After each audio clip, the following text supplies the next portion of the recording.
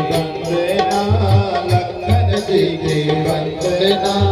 कौशल्य के नंदन की वही वंदना, कौशल्य नंदन की बार बार वंदना।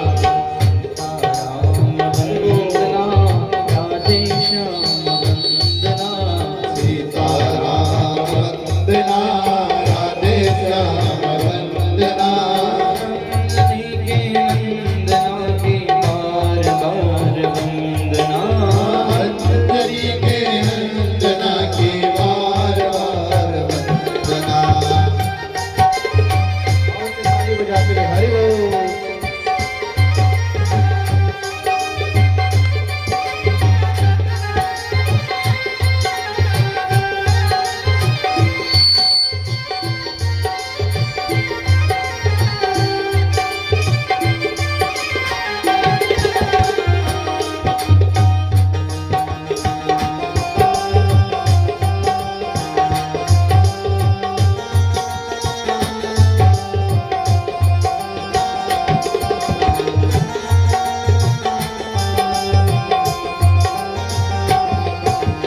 शिव जी की वंदना, गौरा जी की वंदना, शिव जी की वंदना, गौरा जी की वंदना।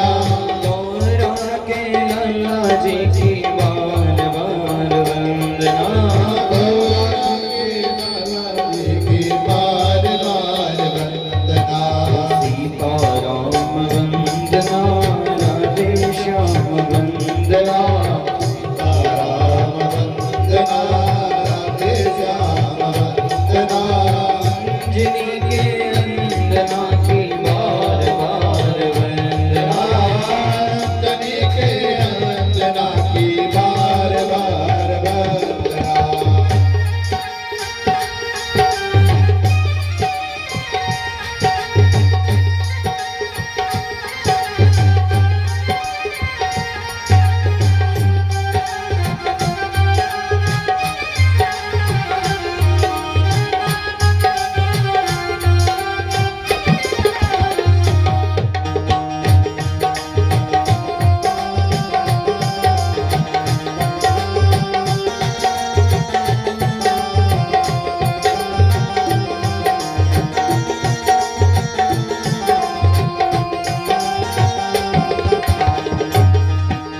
संतों की वंदना, भक्तों की वंदना, मेरी वंदना, भक्तों की वंदना।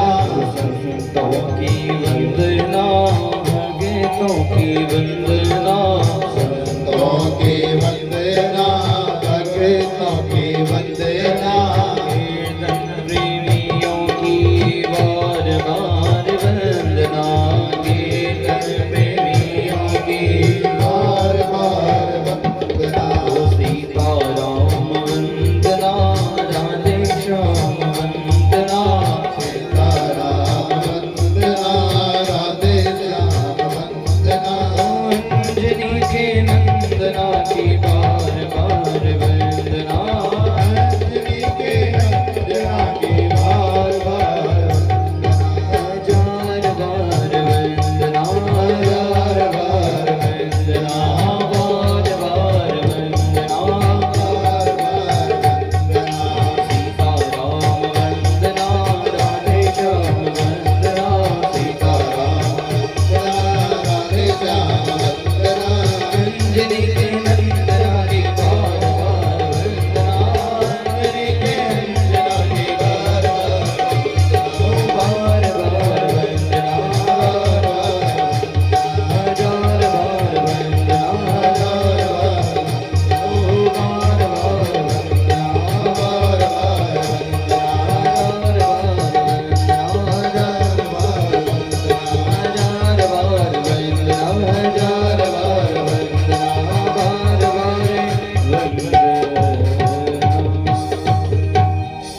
भागवत महापुराण की जय। श्री वेद व्यास भगवान की जय।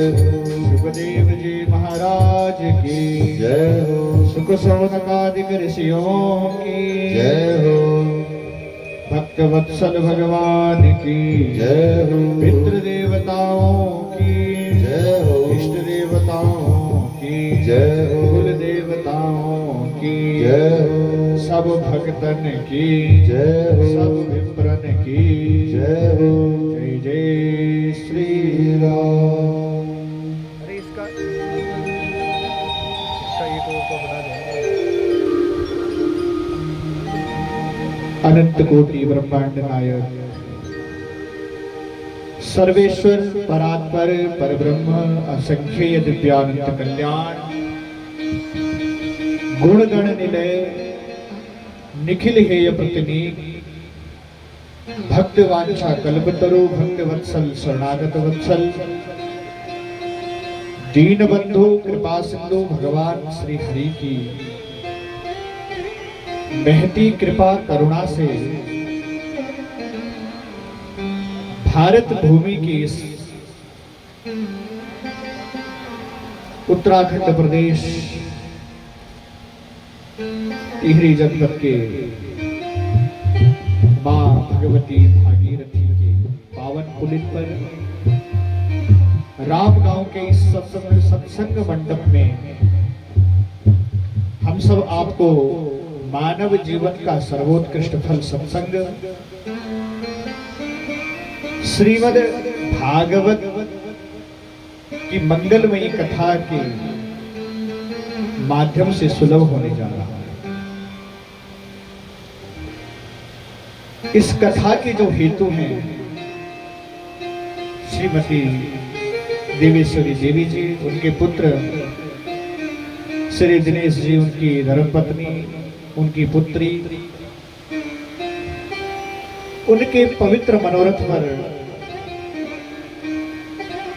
इस श्रीमद् भागवत कथा ज्ञान यज्ञ का आयोजन किया जा रहा है।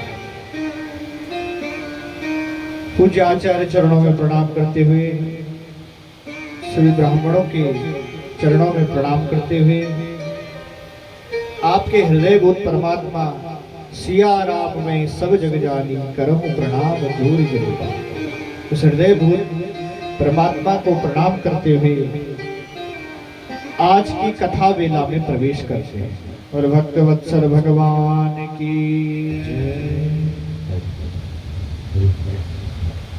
श्रीमद् भागवत के द्वितीय दिवस की कथा में हमने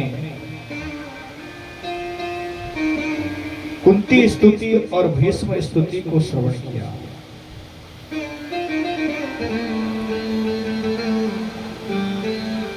भीष्म जी ने महाप्रयाण करके भगवान द्वारिका लौटे हैं और द्वारिका लौटने के पश्चात भगवान ने भी स्वधाम लीला को समेट कर स्वधाम गमन किया। पांडवों ने परीक्षित को गद्दी पर बिठाकर वे भी स्वर्गारोहण को प्राप्त हो गए। परीक्षित ने जब सत्ता का भार संभाला,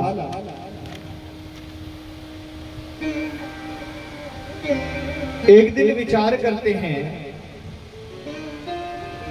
कि चलो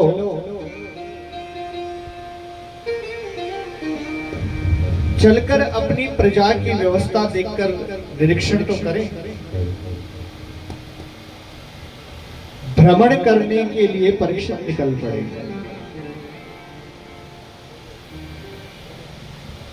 जहां भी गए राज्य में, वहां अपने पूर्वजों की प्रशंसा प्राप्त करते हैं। परंतु एक जगह जब गए तो एक विचित्र दृश्य उनको देखने को मिला कि एक गाय और एक बछड़े को एक धूर्त के साथ देखा। उस बछड़े के 3 टांग टूट गए, एक पैर पर खड़ा खड़ा लड़खड़ा रहा है और एक व्यक्ति उन दोनों पर बड़ा भारी अत्याचार कर रहा है। परीक्षित जी ने जब यह दृश्य देखा तो अत्यंत क्रोधित हो गए। मारुति अम्बभद्रम ते खलाना में शास्त्र, दुष्ट को दंड देने के लिए जैसे ही तैयार हुए, बोले गौ माता आप चिंता मत कीजिए, मेरे प्रभु की इस धराधाम पर उनके परम धाम जाते ही उनकी गायों पर इतना अत्याचार। बोले आपको रोने की आवश्यकता नहीं है, भगवान भले इस धाम से प्रधाम गमन कर गए हों, लेकिन अभी ये परीक्षित जीवित है। तो जैसे ही उस दुष्ट को दंड देने को तैयार हुए, एकदम चरणों में गिर गया, प्रार्थना करने लगा, त्राहि माम त्राहि माम। जैसे ही चरणों में गिरा तो परीक्षित जी ने तलवार को म्यान में कर लिया। गौ माता से पूछते हैं, मां आप कौन हैं? हे वृषभदेव, आपके 3 पैर टूट गए, एक पैर पर आप खड़े खड़े लड़खड़ा रहे हैं, आपका परिचय क्या है? आपकी ये दशा क्यों हुई? तो वृषभदेव बोल पड़े, बोले राजन, किसे अपनी इस दशा का दोष दूं? कोई कहता है कि ग्रह चाल ही कुछ ऐसी चल रही है कि तुम ठीक ही नहीं हो सकते। तो हो सकता है कुछ ग्रहों का प्रभाव हो। कोई कहता है कि भगवान की इच्छा के बिना पत्ता तक नहीं हिलता। तो जैसी भगवान की इच्छा वैसे कर्मों का फल हम प्राप्त कर रहे हैं।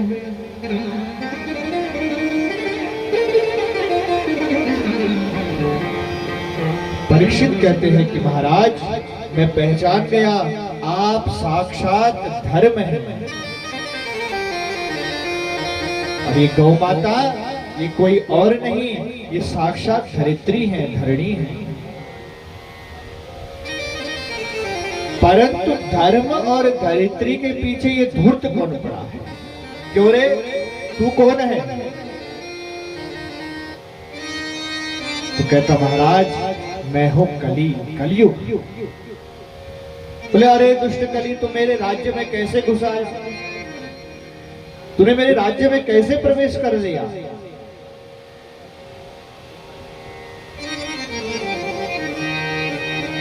निकल जा मेरे राज्य से। बोले महाराज कहां जाऊं? संपूर्ण पृथ्वी पर आपका ही राज्य है, आप तो चक्रवर्ती सम्राट हैं। और प्रभु, द्वापर का अंत हो चुका है, इसलिए कलयुग को अब आना ही है। परीक्षित कहते कुछ भी हो, लेकिन तू मेरे राज्य में नहीं रह सकता।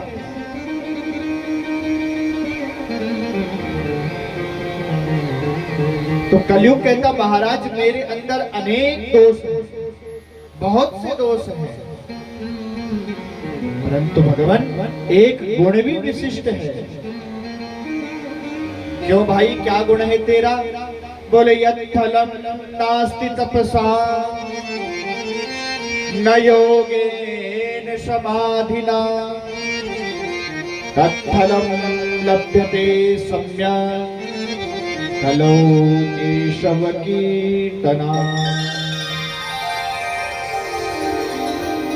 बोले भगवान, जो अन्य युगों में जो फल तप करने से, दान करने से, यज्ञ करने से प्राप्त होता है, वो फल मैं केवल और केवल भगवान नाम कीर्तन से प्राप्त करा देता हूं। सतयुग में जो फल तप करने से, त्रेता में जो फल यज्ञ करने से, द्वापर में जो फल दान करने से प्राप्त होता है, वो केवल और केवल मैं भगवत नाम संकीर्तन से प्राप्त करा देता हूं। परीक्षित बोले, वाह भाई, गुण तो बहुत अच्छा है तेरा।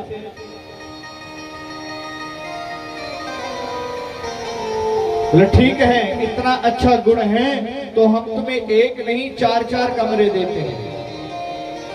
कौन कौन? द्यूतम पान स्त्रियशूना यत्र अधर्मश्चतुर्विधः। द्यूतम, जहां जुआ खेला जाता है। पानम, जहां मदिरा पान होती है। जहां व्यभिचार रहता हो और जहां स्त्रियों का क्रय विक्रय होता हो। कलयुग बोला, महाराज आपने मेरे दोषों पर ही ध्यान दिया है, मेरे गुणों पर ध्यान नहीं दिया। बोले अच्छा ठीक है, एक कमरा तुम स्वयं से मांग लो। मैं 4 कमरे में सकुशल रह लूंगा, परंतु महाराज एक बढ़िया कमरा चाहिए कि कोई घर में मेहमान इत्यादि आ जाए तो उसे रखने को हो जाए। बोले क्या चाहते हो? कलयुग बोला, महाराज कलयुग में वास हो जाता। बोले तथास्तु। अब यहां जिज्ञासा उत्पन्न होती है कि भागवत जी के प्रथम स्कंद में परीक्षित सोने पर कलयुग का वास दे रहे हैं, और एकादश स्कंद में भगवान उद्धव को अपनी विभूति योग का वर्णन करते हुए कहते हैं कि हे उद्धव, धातु नाम अस्मि कांचनम। हे उद्धव, धातुओं में मैं सोना हूं। अब सोने में कलयुग का वास माने या कन्हैया का वास माने?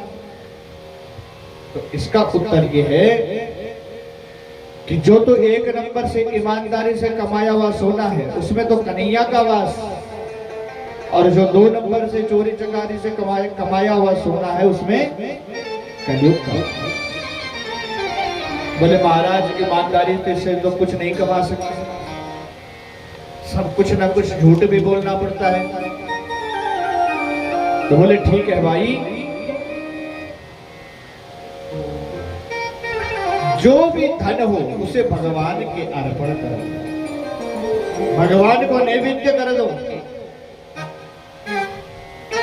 और भगवान को धारण करा के स्वयं धारण करो तो उसमें कन्हैया का वास।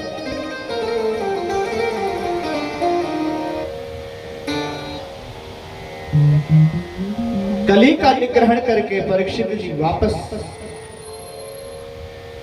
घर आ गया, राज्य में। एक दिन कलयुग का प्रभाव हुआ तो उनके मन में शिकार खेलने की इच्छा जागृत हुई। प्रथम बार परीक्षित की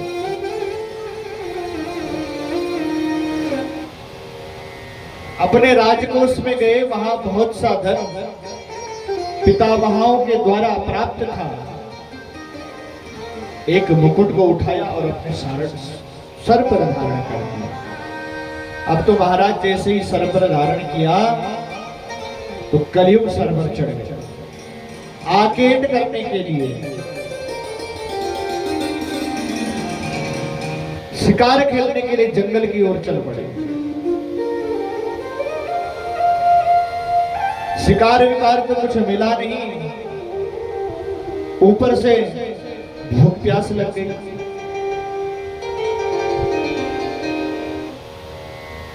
एक ऋषि के समीक मुनि के आश्रम में पहुंचे।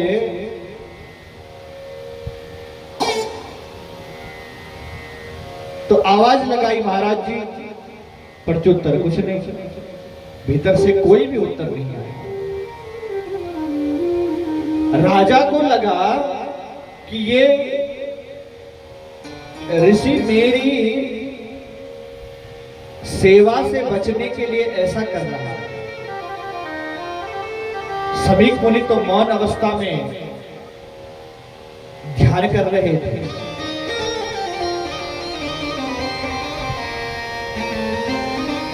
तो एक मृत सर्प को बाण के नोक से उठाया और समीक मुनि के गले में डाल दिया और वहां से वापस राज्य में।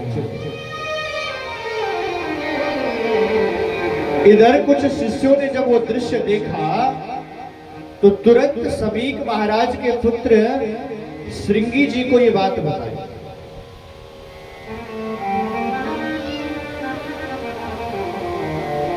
और जैसे ही श्रृंगी को पता चला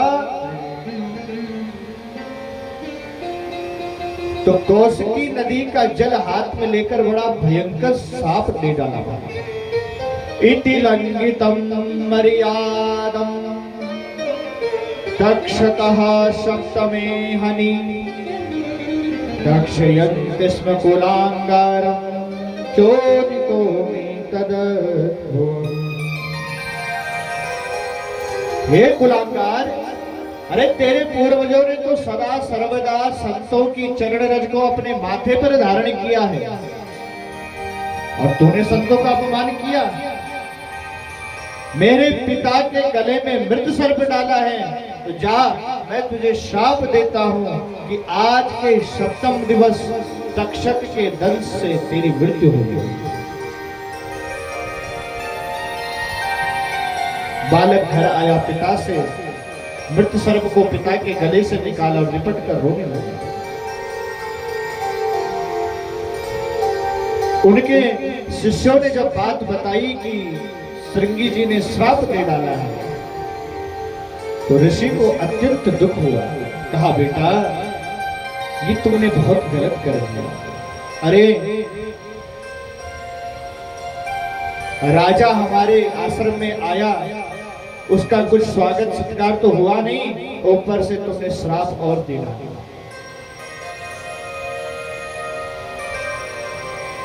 गौरांग नाम का एक शिष्य था, उसको आदेश दिया कि तुरंत महाराज को समाचार दे दो।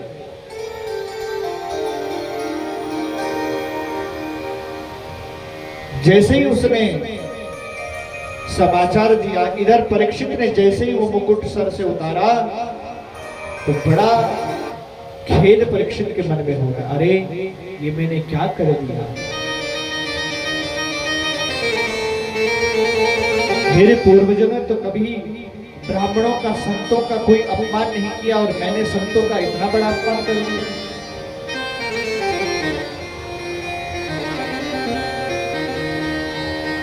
गौरांग ने जब समाचार दिया तो परीक्षित प्रसन्न हो गए। कहते हैं ऋषि पुत्र ने मुझे श्राप नहीं बल्कि वरदान दिया। क्यों? क्योंकि मेरा कर्म ही ऐसा था।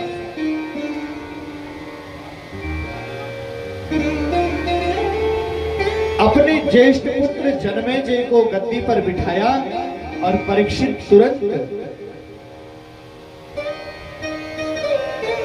राज्य से निकल पड़े।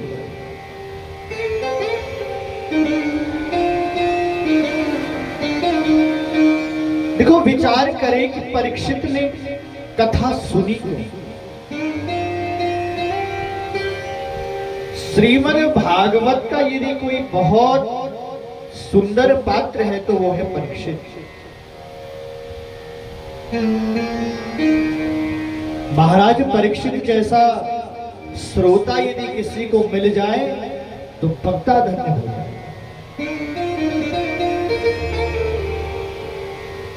दो प्रकार के लोग होते हैं संसार में। एक होते हैं परीक्षक और एक होते हैं परीक्षार्थी। एक वो जो परीक्षा दे और एक वो जो परीक्षा ले। एक परीक्षक है, एक परीक्षार्थी है, परंतु ये उन दोनों से ऊपर उठकर है, ये परीक्षित है।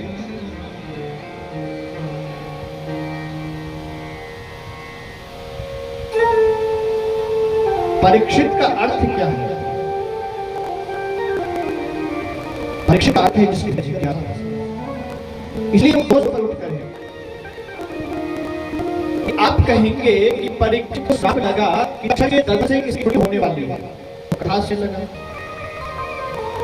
देवता सब नहीं है, ये परीक्षित कोई साधक नहीं है,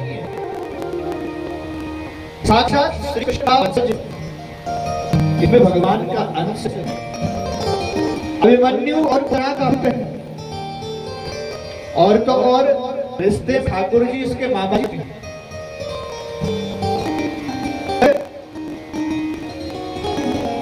अर्जुन का पुत्र ऐसे घर में भगवान का दर्ज है, और महाराज सामान्य का नहीं।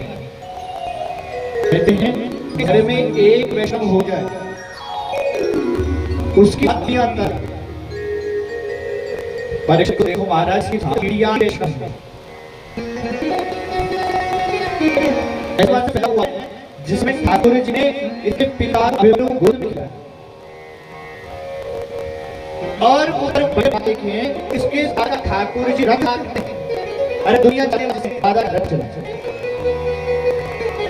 सामान्य व्यक्ति नहीं। और भारत में एक बात और लिखी है कि पादा नहीं जाए। युद्ध के समय में रात्रि में देखा श्री कृष्ण अपने शिविर से निकले बाहर, मिश्र देखा तो शत्रुदल हो जा रहे हैं, या ये टांग वाला है, इसको ऐसा हो सकता।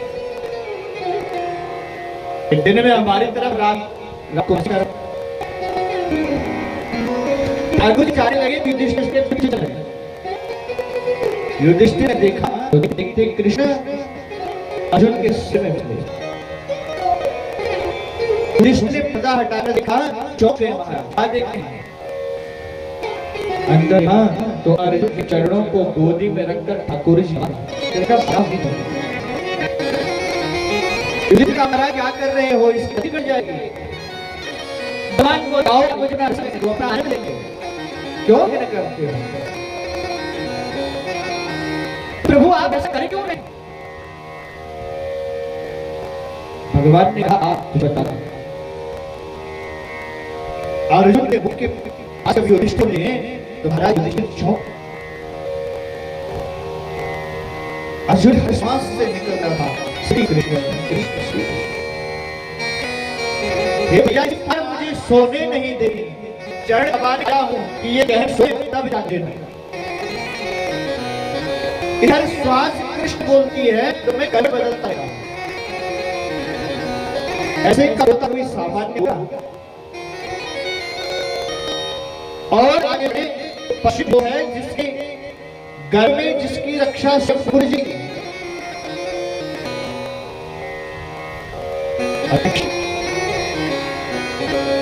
इसका नाम क्यों रखा? इसलिए ये जिसे देखा है मैंने सोचा है कि वह जिन्होंने रक्षा की। अर्थात आगे रहकर हर व्यक्ति गोविंद को खोजने, क्या ऐसे को मुक्ति जरूरत होगी?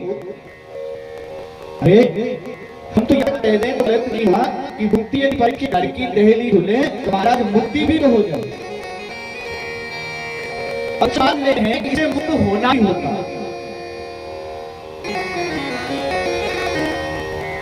तो कथा ना तो बहुत आगे की बात है, उधर सीधे गंगा के किनारे पहुंचा, गंगा के तट पहुंचा।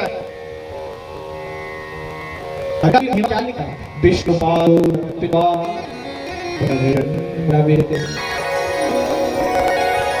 गंगा का यदि मुख चला जाए तो पुनर्जन्म नहीं होता। अरे गंगा जी में बैठ जाता, 7 दिन की क्या जरूरत थी, 7 दिन आना गंगा में बैठा रहेगा, रक्षक आता अपना काम करा और वैकुंठ में आ जाए। आते हैं गंगा स्तुत तो गंगा की महिमा यही आते हैं। आप एक ऋषि द्वारा ऋषि का अपना हुआ है, सागर के साधकों के द्वारा ऋषि का ही अपराध हुआ। वे सब और गंगा जी का स्पर्श पाते ही वे सब मुक्त हो गए। सागर जी के साथ थे, उनको जो कपिल मुनि का श्राप लगा, कहा भैया ये व्यक्ति कैसे हो? गंगा के जल के लिए इसे को है इनकी तो गंगा की महिमा है ही क्या? परीक्षण भी रहता है कि विचार करना है। और उसके बाद सोचो कि सभा में ऐसे संत बैठे हैं जिनकी परेशानी भी यदि किसी को पड़ जाए तो वो हो जाए। व्यास है, पराशर जी बैठे हैं, गाय सृष्ट तत्वरा स्वयं वशिष्ठ बैठे हैं। परीक्षित ने मुक्ति के लिए कथा नहीं, मोक्षत्व के लिए नहीं, जिज्ञासत्व के लिए कथा सुनी। इसलिए कथा सुना जाता है क्योंकि उसके हृदय कथा सुनी। तो आप भी कथा सुने, सरोवर ये कथा सुने, कुछ कथा हमें मिलेगी। कथा सुनो, एक कथा सुनो, कथा सुनो, ठाकुर जी प्रेम। और यदि कथा सुनने के बाद भी हमारे हृदय का प्रेम न जगा, समझ लीजिए हम जन्मांतरेण भवेत् पुण्यम भागवतम। इस कथा यदि बहुत भाग्य मिल जाएगा ऐसा कुछ पुण्य मिलने वाला नहीं। बोले एक जगह हो रही थी तो उस हमारे बाबा जो भी आते हो जो आना उससे कहते हैं मैं कल्याण चाहते हो कथा मत सुनो। लोग कहते हैं अगर कोई हो सकता है कि आवाज से कोई अनबन हो उसका तो कथा करवा रहे हो उनसे कोई अनबन।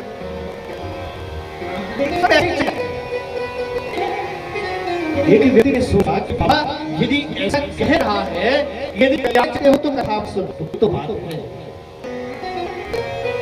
आज आप कथा मत सुनो ऐसा क्यों? कथा सुनने से कल्याण क्यों? बोले हाँ बेटा तू जरूर अपना कल्याण चाहता है इसलिए तूने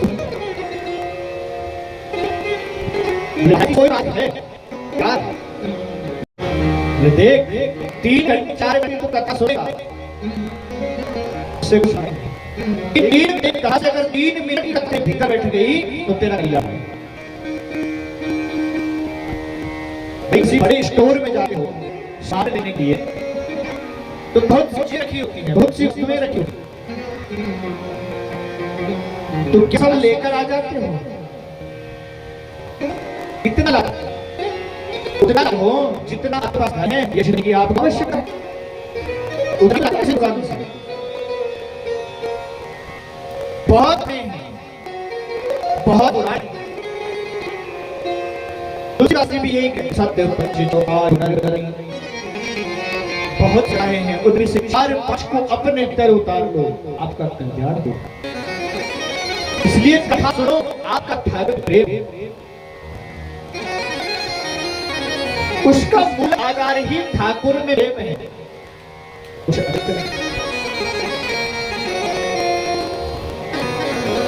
अपनी एक बात कहते हैं कि भगवान सदैव मार्गदर्शन करते हैं। आज क्या हुआ इससे हमने परीक्षित के ऊपर ब्रह्मास्त्र छोड़ा। ठाकुर जी कबीर क्या किया? असुर ने ब्रह्मास्त्र का प्रयोग किया तो भगवान ने बाणों से ही रक्षा। तो इस बार ठाकुर जी क्यों नहीं आए? इस बार ब्रह्मण धनुष से नहीं था इस बार वाणी से मार गया, इसलिए इस बार धनुष से रक्षा नहीं कर रहे, वाणी से चला है। इस बार अस्त्र नहीं छोड़ा, इस बार वचनास्त्र छोड़ा। संगीत वचनास्त्र फेंका है तो भगवान सुखदेव भी वचनास्त्र फेंक रहे। वचनास्त्र वचनास्त्र युद्ध कथा प्रारंभ है, साधारण नहीं है, इतना सहज नहीं। सुखदेव जी आकर बैठे, व्यास जी बैठे। अब बताओ क्या अच्छी बात है? यह है कि भागवत का लेखक भी किसी आत्म ग्रंथ लिखा हो तो उसके प्रति ज्यादा आकर्षण होता है। बहुत महापुरुष हैं जिन्हें किसी ग्रंथ की ये चाहिए हो तो वही इसकी प्रकार भागवत लिखने वाले व्यास सामने बैठे, पहले से कुछ बोले नहीं। सुखदेव जी आए तो व्यास जी जगह क्या कर रहे हो? सुखदेव कहते तारी अल्लाह मत कीजिए, अरे साथ तो बहुत लंबी बातें हैं। योगी योग बती देख कोई शास्त्रों का पन्ना पलट रहा है, लेकिन इसकी जरूरत नहीं है। अब तक अंतिम समय में भी आ जाता तो इसका कल्याण हो। क्यों? महाराज तक्षक के पैरों में तक्षक काटा तो काट लिया, पैरों में विस्तार तो मैं कान में मेरे नाम का अमृत उतार कृष्ण नाम ढूंढेगा, तक्षक काटता नहीं, मैं भी देखता, मैं परिचित के कान बैठ देता बेटा कृष्ण। और यही होता भोग जिस अमृत ऊपर से अमृत कानों के माध्यम से, श्रवण के माध्यम से हृदय में उतरता। सुखदेव कहते पिताजी पैरों से विष चढ़ता, कानों से हृदय में इसके कृष्ण नाम उतार देता, और हृदय में कृष्ण नाम और तक्षक के दर्शन का होता भयंकर युद्ध। और सुखदेव बाबा कहते पिताजी मुझे दृढ़ विश्वास है कि कृष्ण नाम और विष में जब युद्ध होता तो कृष्ण नाम जीत जाता।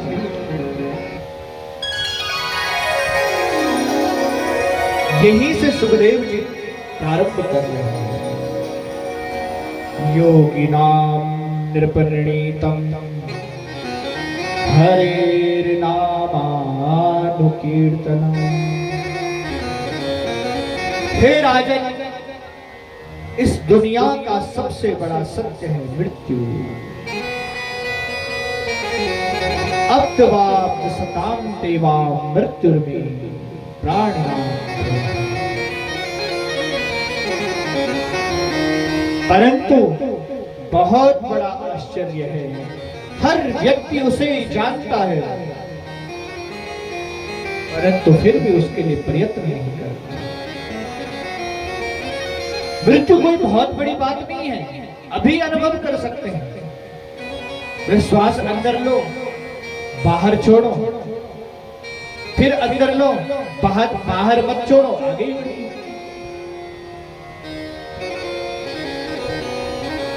प्रत्येक व्यक्ति उसको जानता है। उसी प्रकार से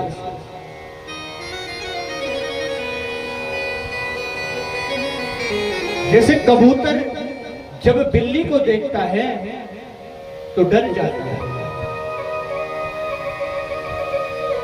और डरने के बाद करता क्या है? आंख मूंद के बैठ जाता है, आंख बंद करके बैठ जाता है और सोचता है कि मुझे तो बिल्ली नहीं दिख रही, मैं क्यों डरूं?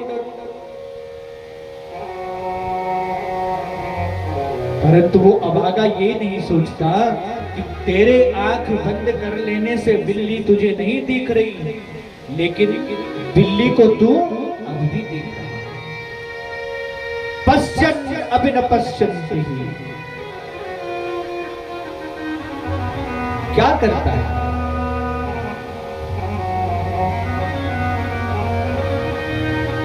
व्यक्ति अनेकों को मरते देखता है अपने जीवन में,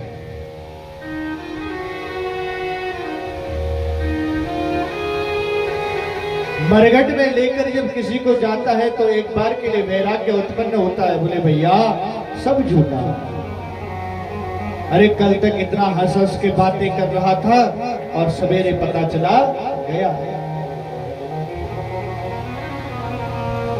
परंतु ये सब देखने के बाद भी निधनम अपि न पश्यन्ति, कोई इसका विचार नहीं करता, क्योंकि मेघो धावति तं च धावति फणी शर्पं शिखी धावति व्याघ्रो धावति केन विदिवस व्याघ्रोतम् अपि धावति श्वासाहार विहार साधन विदो सर्वे जना व्याकुलः दृष्टति पृष्ठकचदरं तेनापि न ज्ञायते।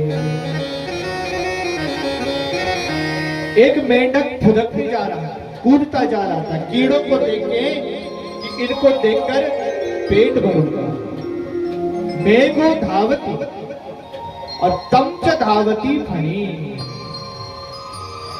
उस मेंढक के पीछे एक सर्प जा रहा है, सर्प के पीछे मयूर, मयूर के पीछे व्याघ्रो धावती,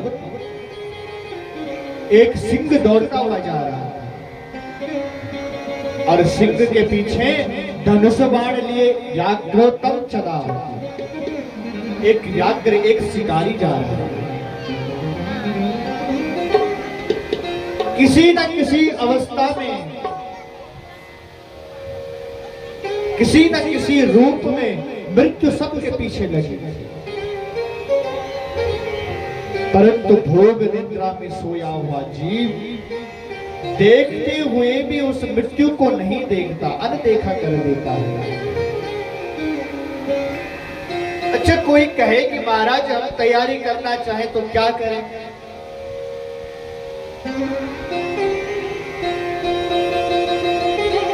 मृत्यु शैया पर जब जीव लेटा हुआ है या मृत्यु शैया पर बैठा हुआ जीव,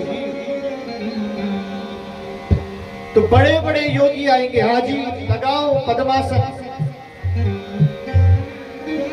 लगाओ भुजंगासन। बोले महाराज वो बाद में लगाना, पहले लगा 4 बसन, तकिया उकिया इधर लगा तब जाकर बैठूंगा।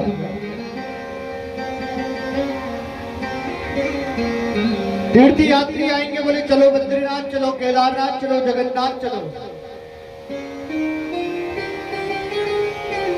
जीव कहता है भैया पहले हाथ पकड़ के बाथरूम तक तो ले जा। याज्ञिक आएंगे, बोले स्वाहा स्वाहा करो, बोले भैया वो सब बाद में करेंगे, पहले पानी का एक गिलास तो पकड़ाई दे। ऐसी दशा में क्या करेंगे? बोले वाक्य नेव शृणोति वाग्धव जनम, न तो कुछ सुनाई देगा न कुछ दिखाई देगा। ऐसी विभत्स अवस्था में यदि जीव कुछ कर सकता है तो जय जय श्री राम। अंतकाले च मामेकं स्मरं नित्यं च कलेवरम् अन्ते च मति सागति। ऐसी अवस्था में जीव यदि कुछ कर सकता है तो केवल भगवान का नाम ले सकता है। अंत समय में जिसने जगत को पुकारा महाराज वो फंस गया, और जिसने गोविंद को पुकारा वो तर गया। बोले ठीक है महाराज आप कहो, जब ऐसी बात है तो इतनी झंझट क्यों करें? बोले जिंदगी का मजा लेने दो, अंत समय आएगा भगवान का नाम लेंगे और पार। परंतु अंत समय में भी वो बोल सकता है जिसको इसका अभ्यास है।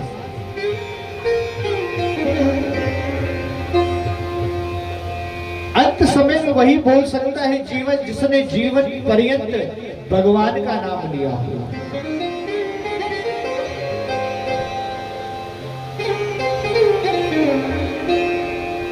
एक बुढ़िया थी और केवल मरने ही वाली थी। तो कुछ लोग इकट्ठा हुए, उसके बंधु बांधव सब इकट्ठा थे। बोले माता जी राम राम बोलो। बोले बेटा जीभ लड़खड़ा रही है, बोल ही नहीं सकती। बोले एक बार यदि इसके मुख से राम राम निकल गया तो हो सकता है इसका कल्याण हो जाए। बोले माता जी, बोले दादी जी राम राम बोलो। बोले बेटा जीभ लड़खड़ा रही है इसलिए राम राम नहीं बोल सकती। लोग क्या बड़ी पागल है बुढ़िया, ये तो खूब बोल रही, राम राम नहीं बोल रही। एक व्यक्ति आया, बोला ठीक है, बोले राम राम नहीं बोल सकती, इसका उल्टा बुलवा लो।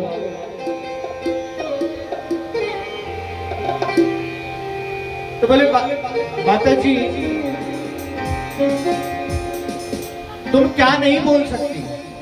उसे लगा अब यदि ऐसा कहेगा कि क्या नहीं बोल सकती तो यही तो उसका उत्तर होगा कि राम राम नहीं बोल सकती। बोले माता जी तुम क्या नहीं बोल सकती। बोले बेटा जो तू बोल रहा है वो नहीं बोल सकती।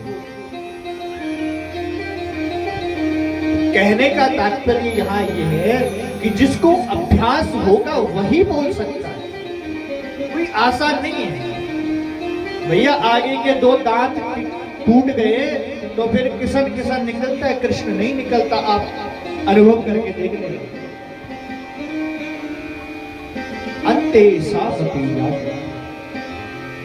परीक्षित ने प्रश्न किया म्रियमाणस्य किम कर्तव्यम। भगवान मरने वाले व्यक्ति का कर्तव्य क्या है। योगिना निरपनिर्णीतम हरेर्नामानुकीर्तनम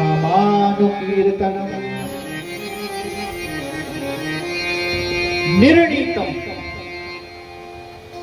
बोले राजन वर्यानि सते प्रश्न कृतो लोकहितम कृपा।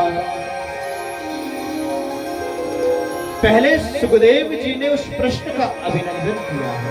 बोले राजन आपने बड़ा सुंदर प्रश्न किया और यहीं से सुखदेव बाबा प्रारंभ कर रहे। द्वितीय स्कंद से दिव्य वाणी उनकी बोल गई। वर्यानि सते प्रश्नं कृतो लोकहितं कृपा आत्मविद सम्मता पुंसं श्रोतव्याति यतत्पूर्वः।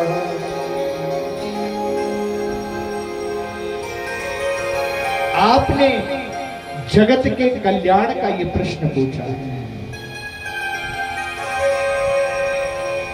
और बोले सब कुछ करना चाहते हो तो वो साधन शून्य है, परंतु भगवत प्राप्ति यदि कोई साधन कर सकता है तो हरिर नामानुकीर्तनम, केवल हरि का नाम ही कीर्तन करवा सकता है। हरि का कीर्तन ही हमें मुक्त करवा सकता है। और महाराज हमारे धर्म को भी यदि देख लें तो ये कीर्तन प्रधान धर्म है। जितने भी हमारे महापुरुष हुए हैं सबने अपना अपना कीर्तन इस प्राणी मात्र के कल्याण के लिए छोड़ कर, अब किसी को भी देख लें, चाहे महाप्रभु हो, बोले निताय गौर हरि वो हरि वो, अनेक संत हो, गौड़ीय संप्रदाय के राम राम राम राम राम राम राम राम राम राम राम।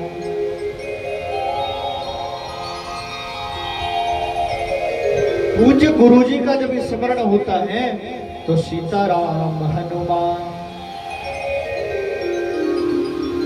और बलूक पीठ वाले महाराज जी का यदि स्मरण करेंगे तो गोविंद जय जय, गोपाल जय, अनेक संत हैं। और राधा कृष्ण महाराज का यदि स्मरण करते हैं तो क्या, राधे कृष्णा राधे कृष्णा, भजन से लाओ चुराना चुराना, भजन से लाओ चुराना कि हाय राम, जिंदगी का कौन ठिकाना, हाय राम, जिंदगी का कौन ठिकाना, हाय राम, जिंदगी का कौन ठिकाना। ओ भजन से लाओ चुराना चुराना, भजन कि हाय राम, जिंदगी का कौन ठिकाना, हाय राम, जिंदगी का कौन ठिकाना।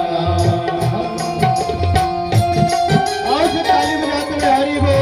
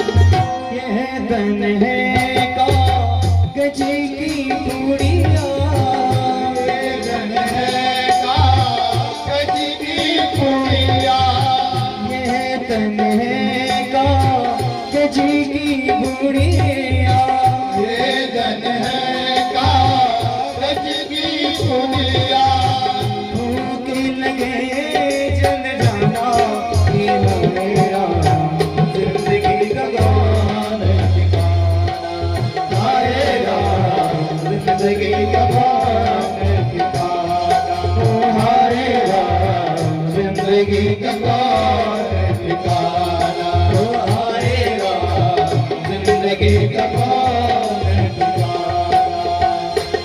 श्री राधे श्री राधे श्री राधे राधे राधे राधे श्री राधे श्री राधे राधे राधे श्री राधे श्री राधे श्री राधे राधे राधे राधे श्री राधे श्री राधे राधे राधे श्री श्यामा श्री श्यामा श्री श्यामा श्याम श्यामा श्री श्यामा श्री श्यामा श्री श्यामा श्री श्यामा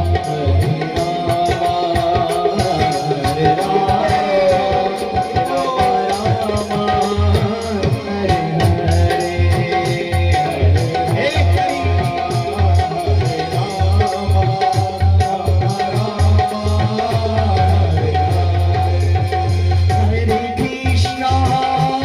हरे कृष्णा कृष्णा कृष्णा हरे हरे हरे कृष्णा कृष्णा कृष्णा हरे हरे हरे राम राम राम हरे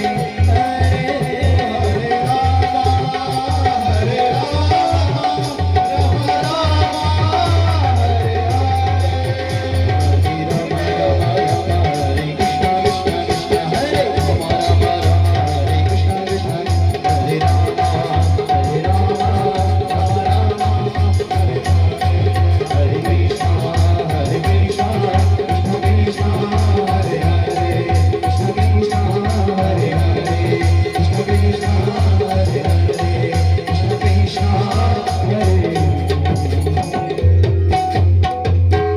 कृष्णचंद्र भगवान की वर्यानेशते प्रश्न कृतो लोकहितं नृपा। बोले राजन, आपने बड़ा कल्याणकारी प्रश्न पूछा है। और निद्रया हियते राजन व्यवायेन च वावयः दिवाचार्थे हया राजन कुटुंब भरणे नवा। निद्रया हियते राजन, राजन निद्रा पूर्ति करने में रात्रि व्यतीत हो जाती है। और व्यवायेन च वावया दिवाचार्थे हया राजन कुटुंब भरणे नवा। रात्रि तो चली गई विषय भोग में, रात्रि तो चली गई सोने में। और दिवाचार्थे हया राजन, दिन किसमें चला गया? धन कमाने की इच्छा में, धन कमाने में नहीं, क्योंकि जीवन मरण लाभ हानि यश यश विधिहा। धन तो प्रारब्ध के अनुसार निश्चित हो जाता है, कितना यश कितना इसको प्राप्त होगा। अच्छा, दिन चला गया, धन कमाने की इच्छा में। और निरंतर म्रियमाण है। म्रियमाण किसे कहते हैं? मरण विमुख निरंतर जो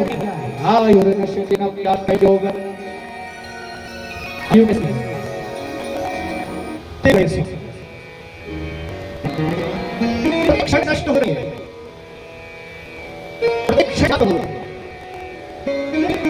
लेकिन भोग नाम सुना हुआ देखते हुए भी इसको नहीं रहा, निरंतर एक क्या हुआ कि इतने विश्वनाथ जी को बुलाकर कहा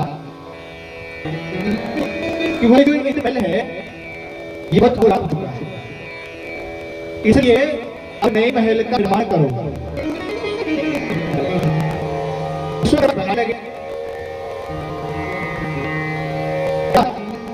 बनाओ ऐसा बनाओ।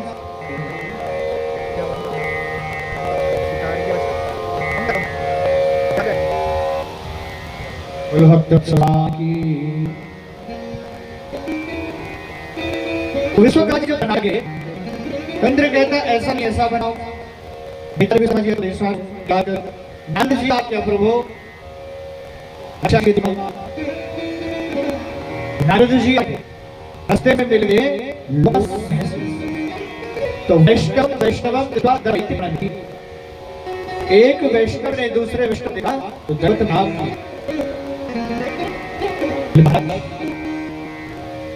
आपके शरीर पर केवल एक कॉपी नहीं मुझे छाल का हाथ में कमरा उस पर छोटा चटाई का टुकड़ा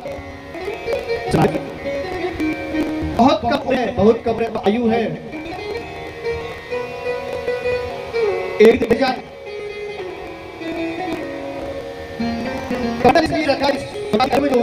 होने के लिए सर छाया में रहे इसकी सच्चाई पता और एक कॉपी धारण कर में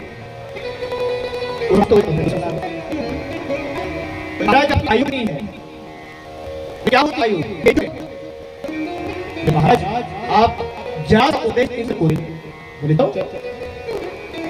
लोमस महर्षि नारी स्वर्ग में आए इन्हें दोनों को किया काम करके कहते आपके एक वकल कॉपी और सर के मिठाई का टुकड़ा हाथ में केवल कमंडल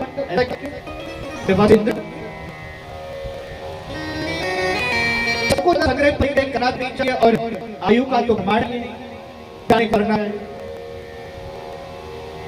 महाराज में देवराज आए तो मैं आयु बढ़ भी सकता हूँ आप तो आपकी आयु कितनी लोमस किसको लोमस इसके बहुत रोग एक जगह बख्तर नहीं तो बात ले बोले महाराज इधर काल का चल बोले मत चले पूरे संसार में लोगों को बहुत मना पड़ा है यहाँ तक कि ब्रह्मा जी को पड़ा तो बोले उनके बारे में बात आने की पता है किसी की मृत्यु शक्ति भोजन करते हैं तो लोगों के वक्त इंद्र ब्रह्मा को रोज ना पड़ता है सब शैली की बोले वैसे ब्रह्मा जी को रोज पड़ता है और ये लिए रोज मुंड उड़ाएंगे तो ऋषि का सब जटाजूट खराब हो जाता है इसलिए जैसे बाजी मरते हैं उनके मां ने हम एक के बाल निकालकर उनके बारे में दे देते बोले महाराज आप कितनी बोले वत्स इंद्र ऐसे ऐसा कि जब शरीर में एक भी रोग रहेगा एक भी नहीं रहेगा हम भी प्रभु निकट रहेंगे। ब्रह्मा जी की आयु और इंद्र की 1000 युग और 1000 युग का ब्रह्मा जी का रात होता है यानी 71 युग और इस हिसाब से ब्रह्मा जी की आयु याद नहीं ब्रह्मा जी एक ने 14 इंद्र पैदा होने वाले कितने 14 ब्रह्मा जी के एक दिन इस हिसाब से ब्रह्मा जी का एक वर्ष इस हिसाब से ब्रह्मा जी के 100 वर्ष ब्रह्मा जी एक यानी ब्रह्मा जी के 100 वर्षों में 5,11,000 इंद्र पैदा होते हैं और मर जाते हैं कितने 5,11,000 इंद्र पैदा होते हैं और मर जाते हैं और जब ब्रह्मा जी के 100 वर्ष पूरे यानी कि ब्रह्मा जी की आयु पूरी तो लोमस महर्षि ने एक रोम केस निकाला और ब्रह्मा जी के सम्मान में चढ़ा दिया। इंद्र को चक्कर आने लगा बोले महाराज विश्वकर्मा जी से कहा इतनी बड़ी आयु वाले जो ब्रह्मा जी की एक आयु में केवल अपने रोम केश का त्याग करते हैं, कुछ और नहीं। ऐसे ऐसे महात्मा और जिनके सर पर केवल चटाई का टुकड़ा, हाथ में कमंडल और शरीर में केवल एक लंगोटी, ऐसे ऐसे आयु वाले महापुरुष जब पढ़े और वे कहते हैं कि आयु का प्रमाण नहीं है, कभी भी मर के जाना पड़ सकता है। विश्वकर्मा जी से कहते हैं भगवान हम तो पुराने वाले में रह रहेंगे, बंद कर दो काम। ये बात हमने इसलिए बताई कि आयु का प्रमाण नहीं है, न जाने किसी व्यक्ति को कब मरना पड़ेगा। यही सुखदेव बाबा कहते हैं। मान लो किसी की 100 वर्ष की आयु, उस 100 वर्ष की आयु में 12 घंटे का दिन और 12 घंटे का रात, तो आधी उम्र तो निकल गई। किसमें निकल गई आधी उम्र? सोने। और कुछ तो महाराज ऐसे ऐसे भी हैं कि रात को तो सोएंगे, फिर सुबह उठ के भी सोएंगे, फिर दिन में भी सोएंगे, जब मर्जी सुला दो। तो 50 वर्ष तो चले गए सोने में। वैसे तो 100 वर्ष किसी की आयु नहीं होती।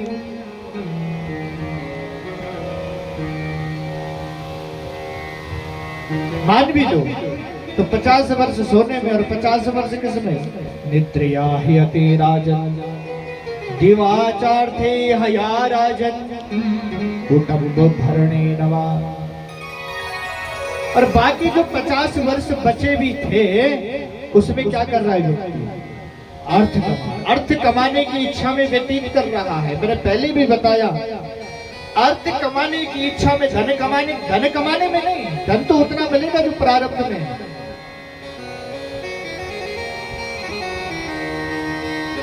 और कुटुंब भरणे नवा, बाकी जो कुछ समय मिला उसको कुटुंब के भरण पोषण में लगा देता है। इसलिए राजन तस्मात् सर्व भारत सर्वात्मा भगवान ईश्वरो हरि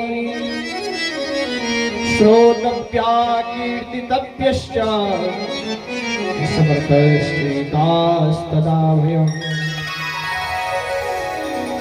श्रोतव्या कीर्तितव्यश्च, इसलिए सुनो। ये जीवन जो हमें मिला है इसको धन्य करो। किससे? भगवान नाम संकीर्तन से। नाम लेने में कुछ जाता नहीं। सब साधन कर लिए जाएं और भगवान का वो साधन, भगवान का नाम हमें प्राप्त न कर सकें तो वो सब साधन निष्फल है। वो साधन किसी काम के नहीं है। श्री साधन कोई करना है तो अस प्रभु दीन बंधु हरि कारण रहित दया तुलसीदास सटते ही भज छाड़ी कपट जंजाल। उस दीन बंधु हरि को भजन कर,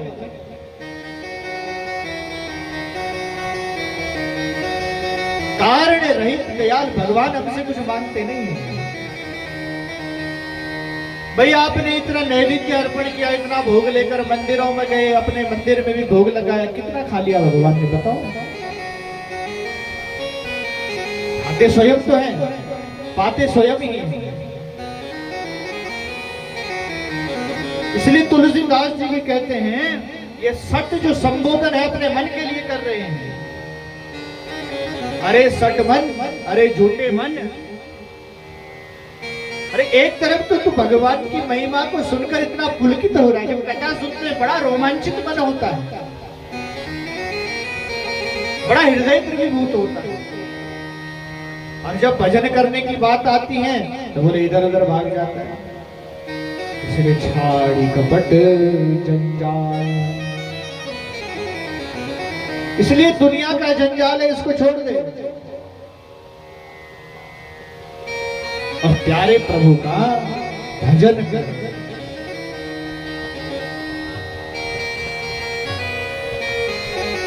रामचरित मानस के अंत में तुलसीदास यही अपने मन को समझ रहे हैं।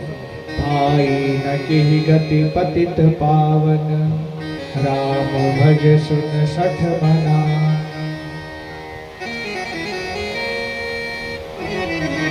अरे जिनका भजन करने से व्यक्ति पतित पावन हो जाता है, राम भज सुन सठ मना। हे मन, बोले राम जी का भजन कर, श्रोतव्या कीर्तितव्यश्च, श्रोतव्या कीर्तितव्यश्च। सुनो, तो कैसे सुने? जित स्वानो जित श्वासो जित संतो जितेन्द्रियः, स्थूले भगवत रूपी चितासनो। पहले आसन को जीतो, और जित श्वासो जित संगो जितेन्द्रिया। आसन को जीतो। आसन को जीतने का मतलब क्या है? 3 घंटे एक आसन से कहीं पर बैठ सको। ऐसे नहीं कि कभी व्यासपीठ की ओर पैर कर दिए, कभी जमाई लेने लगे। जित श्वासो, अपनी श्वास को जीतो, और जित संगो जितेन्द्रिया। कथा में जब बैठो तो आपका मन केवल कथा की ओर हो। ऐसा नहीं कि कौन, अरे देखो वो आ गया, अरे वो चला गया। ऐसा नहीं कि मंडप पे आकर टीका टिप्पणी करने लगे, बोले ये स्तंभ इधर नहीं, इधर लगना चाहिए था, ये केले का पेड़ बोले नीचे नहीं ऊपर लगना चाहिए था। ऐसा जित संग, बगल में कोई सो रहा हो तो धीरे से उस पर कोनी मारो, ताकि उसको पता भी नहीं लगे। जित संगो जितेन्द्रिय, अपनी इंद्रियों को जीतो। स्थूले भगवत रूप, फिर उस स्थूल रूप उस परब्रह्म परमात्मा का ध्यान करो। किस परमात्मा का? बोले ध्येयं सदा परिमविघ्नमविष्टदोहम्, तीर्थास्पदं शिवमेरुञ्चिनुतं शरण्यम्। ध्येयं सदा परिमविघ्नमविष्टदोहम्। उस परमात्मा का ध्यान करो जिसका ध्यान विरंची यानी ब्रह्मा जी कर रहे हैं, शिव कर रहे हैं। शिवतम शरण, जिन शंकर को, जिन ब्रह्मा जी को उस परमात्मा का ध्यान करने से शरणागति प्राप्त होगी। शिवतम शरण, तुम शरणम, तुम शरणम। स्थूले भगवत रूप, उस स्थूल ब्रह्म का ध्यान करो। और ध्यान करने से क्या होगा? श्रोतव्या कीर्तितव्यश्च। किसी भी कामना से, कोई भी कामना, क्योंकि भगवान तो है ही ऐसे, अकामः सर्व कामो वा मोक्ष कामा उदारधि, प्रेरणा भक्ति योगिना जगति पुरुषं परम। अकामः सर्व कामो वा, कोई कामना नहीं है तब भी भजो, और सर्व कामनाएं, बहुत सी कामनाएं तब भी भजो। न कामनाएं हैं, अकाम भी व्यक्ति है तो मोक्ष प्राप्ति करने के लिए भजो। मोक्ष का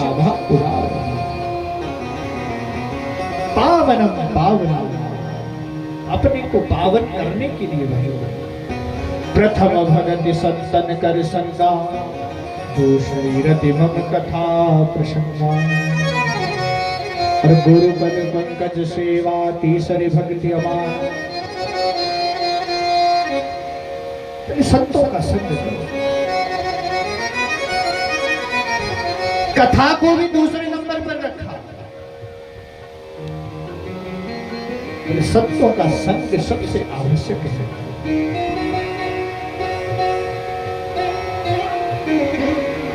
संतों का, ब्राह्मणों का संग परम आवश्यक है। इनका संग यदि नहीं मिलेगा तो फिर मोक्ष प्राप्त होने वाला नहीं है। एक ब्राह्मण और संत ही ऐसे हैं जो चाहते हैं कि आपके घर में सत्कर्म हो। और उस सत्कर्म से आप प्रभु की शरणागति को प्राप्त कर सकते। जीवन में अनेक साधन करने के बाद भी यदि जीव भगवत शरणागत नहीं हुआ तो उसके साधन श्रम एवं ही केवल कोरा श्रम है। उसी प्रकार से है जैसे राख में किया गया हवा है, कुछ और। चतुश्लोकी भागवत का निरूपण भगवान के द्वारा सुखदेव जी के द्वारा किया गया। कहा कि उस परब्रह्म का ध्यान करने के लिए प्रारंभ में फिर शौनकादिक ऋषियों का जो प्रथम प्रश्न था कि भगवान के कितने अवतार हुए।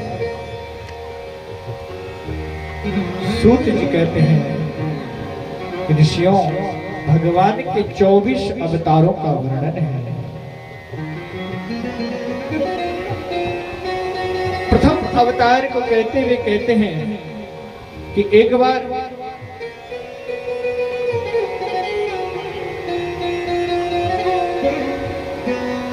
हिरण्याक्ष हिरण्यकश्यप का जो भाई था वो पृथ्वी को लेकर समुद्र में चला गया।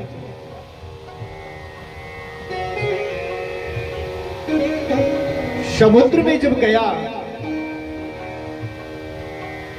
तो कहा कि मैं किसी से युद्ध करना चाहता हूं।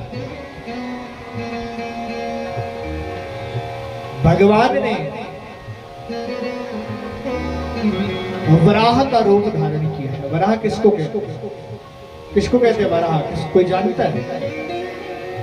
सुअर को। तो भगवान सूकर क्यों बने? क्योंकि पृथ्वी का लक्षण है तत्र गंधवती पृथ्वी। ये अनेक सुगंधों से व्याप्त है और सुगंधित द्रव्यों को सूंघने की सबसे ज्यादा शक्ति और क्षमता यदि किसी में होती है तो वो होती है वराह की सूअर। इसलिए भगवान ने वराह का सूकर का रूप धारण किया। बोलिए वराह भगवान की जय। हिरण्याक्ष का वध करके भगवान बाहर निकले और पृथ्वी को व्यवस्थित किया। बुलभक्त वत्सल भगवान की जय। विदुर और मैत्रेय जी का संवाद महाभारतकार कहते हैं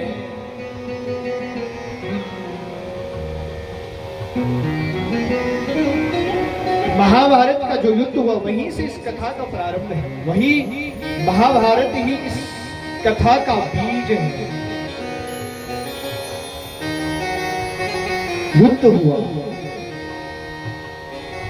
कौरव और पांडवों के बीच युद्ध कब तक नहीं हुआ? बोले जब तक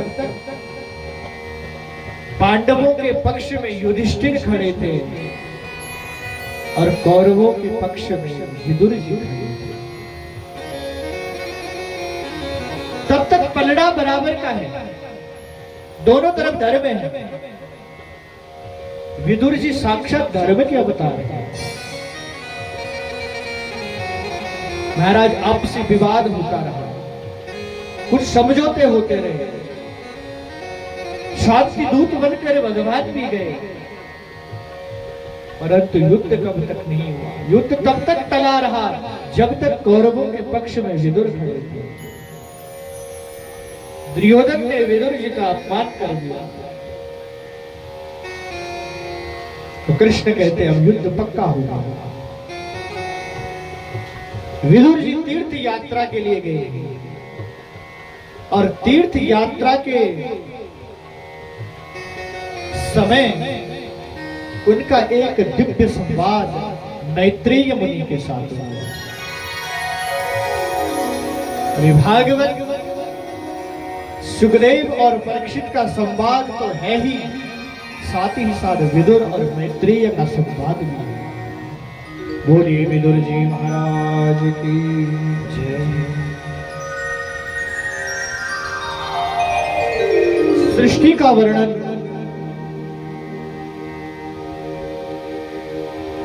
बताते हैं भगवान।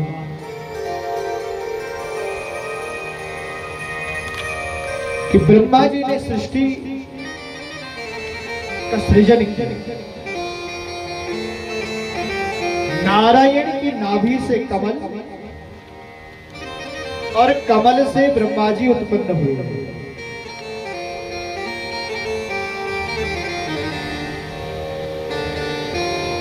सनकादिकों को प्रकट किया। बोलिए सनकादि भगवान की जय। उनसे कहा कि सृष्टि करो, बोले भैया हम नहीं करेंगे, पिताजी हम कोई सृष्टि वृष्टि नहीं करेंगे। क्रोध आ गया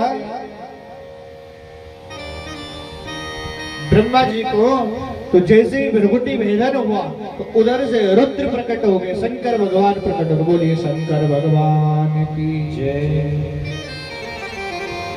रुद्र को देखकर ब्रह्मा जी ने कहा, भाई तुम्हारा नाम रुद्र होगा और काम तुम्हारा क्या है? बोले सृष्टि करो, सृष्टि का विस्तार करो। अब भोले बाबा तो भोले बाबा, भोले बाबा ने क्या किया? भूत प्रेत डाकनी साकनी पिशाचनी आदि सब का निर्माण कर दिया। महाराज सृष्टि गिरी तो किसी पर 3 आंखें, किसी पर आंखें ही नहीं, किसी का 1 पैर ही नहीं, किसी के 3 पैर। ब्रह्मा जी ने कहा भैया रुक जाओ, ऐसी सृष्टि हमें नहीं करवाना। बोले ठीक है महाराज। भोले बाबा भजन में बैठ गए। इस बार ब्रह्मा जी ने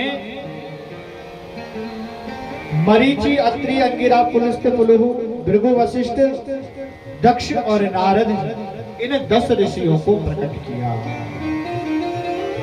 और छाया से महामुनि करदम जी का प्राकट्य हुआ। बोलिए करदम जी महाराज की जय। दाहिने अंग से पुरुष यानी मनु और वाम अंग से शतरूपा जी का प्रकट किया और उन्हीं से इस मैथुनी सृष्टि का प्रारंभ हुआ।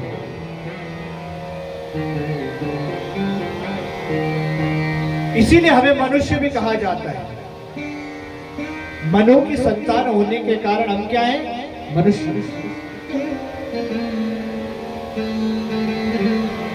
मनु और शतरूपा की 5 संतानें हुई, 2 पुत्र और 3 पुत्रियां, आकुति, देवहूति और प्रसूति, और 2 पुत्र प्रियव्रत और उत्तानपाद।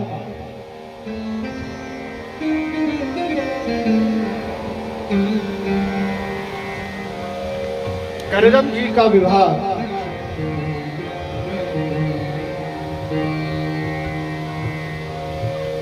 करदम जी ने तपस्या की और 10,000 वर्ष तपस्या करने के बाद भगवान ने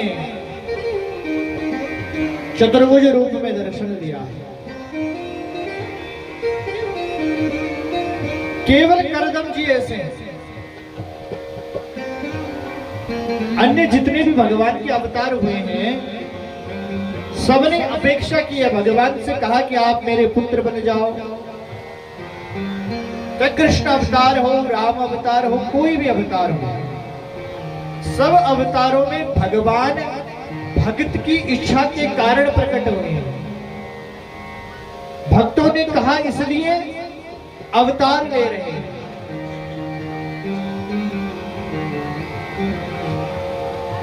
लेकिन कपिल मुनि ने कभी नहीं कहा कि मुझे पुत्र रूप में आप प्राप्त हो जाओ। एक बार करदम जी ने भगवान की तपस्या की और तपस्या करके भगवान प्रसन्न जब हुए, चतुर्भुज रूप में दर्शन दिया और दर्शन देने के बाद कहते हैं कि आप मनु की पुत्री के साथ विवाह करो, मैं आपके यहाँ अवतार लूंगा। तो करदम जी का विवाह देवहूति मैया जी के साथ हुआ। विवाह हुआ तो तुरंत समाधि लग गई कपिल मुनि करदम महाराज की। समाधि से उठे, एक सुंदर सी स्त्री को समक्ष देखा। देवी आप कौन? बोले महाराज मैं आपकी पत्नी देवहूति।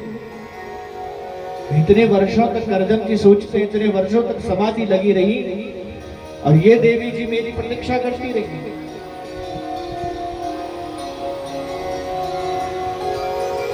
तो तेजो में रथ का निर्माण किया और उसमें करदम और देवहूति जी ने विहार किया। 9 पुत्रियां उत्पन्न हुई। तो 9 पुत्रियां जो उत्पन्न हुई, करदम जी, उनका विवाह ब्रह्मा जी के 9 पुत्रों के साथ हुआ। कला देवी का विवाह मरीचि के साथ, अनुसुईया का विवाह अत्रि के साथ, अरुंधति का विवाह वशिष्ठ के साथ, ख्याति का विवाह भृगु जी के साथ, शांति का विवाह अथर्वण के साथ, क्रिया का विवाह क्रतु के साथ, हविर्भू का विवाह पुलस्त्य के साथ कर दिया।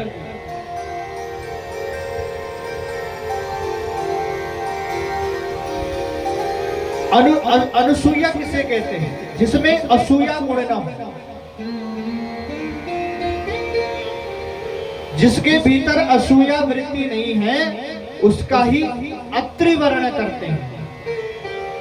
बोले भक्तवत्सल भगवान की जय। तो अत्रि का मतलब क्या है? जिसमें त्रय न हो, अर्थात सत्य, रज और तम इत्यादि ये गुण ना हो। इन गुणों से जो गुणातीत हो, 3 प्रकार के गुण है ना,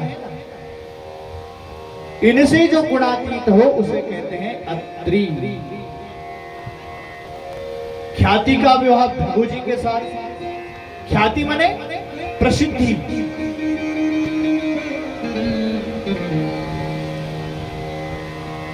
तो भृगु जी क्या है?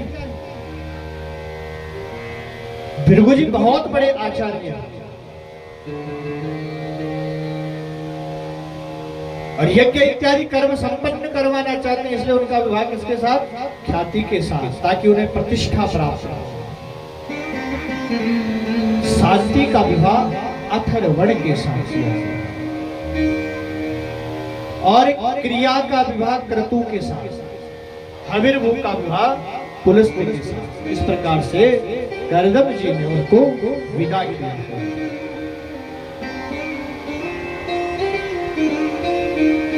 विदा करके देवी जी से कहते हैं महाराज अब मैं जंगल की ओर चल रहा हूं तपस्या करने को।